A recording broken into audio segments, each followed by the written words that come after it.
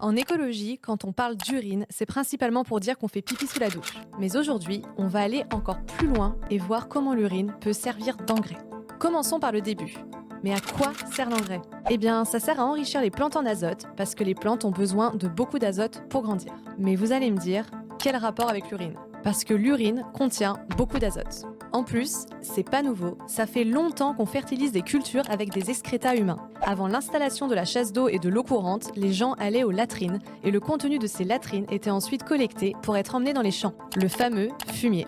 Mais récemment, et pour plein de raisons, de nombreuses techniques ont été développées pour créer de l'engrais encore plus riche en azote. On a laissé tomber le contenu des latrines pour de l'engrais de synthèse. Ça a multiplié les rendements par 2 ou 3 dans les années 60. Mais comme souvent, il y a un revers de la médaille. La pollution à l'azote serait une des plus grandes externalités globales auxquelles le monde est confronté, impactant l'air, l'eau, les sols et la santé humaine.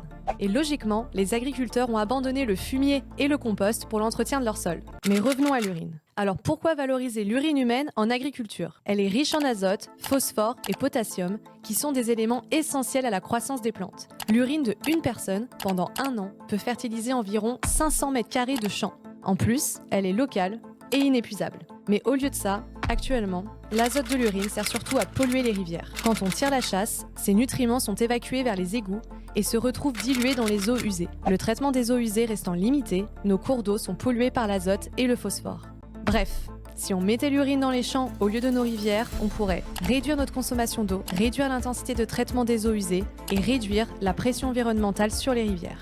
Et ça nous emmène au projet Enville ou Engrais Humains des Villes et plus précisément à Châtillon, en Île-de-France. Bonjour, je m'appelle Nicolas et on va pouvoir parler urine aujourd'hui et du projet Enville. Ces nutriments ont été collectés à la maison et je les emmène dans une cuve de collecte.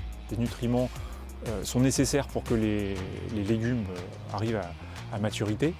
Ils sont dans la terre, donc aujourd'hui on les apporte beaucoup par des engrais chimiques qui nécessitent beaucoup d'énergie et de gaz pour les fabriquer. Ces nutriments sont dans les légumes qu'on ingurgite. Notre corps en garde à peu près 20% et 80% des nutriments sont rejetés par les urines. Et aujourd'hui, on tire la chasse, donc on consomme de l'eau qui remplit des canalisations, qui nécessite aussi une épuration dans des usines qui consomment beaucoup d'énergie. Et donc là, c'est la collecte d'environ 2 semaines pour une personne. Ça fait 10 litres. Dans ce bidon, j'ai pu déverser l'urine. Dans cette urine, il y a principalement de l'azote, phosphore et du potassium. On estime que la collecte d'une personne sur une année, on arrive à fertiliser 500 mètres carrés dans l'agriculture.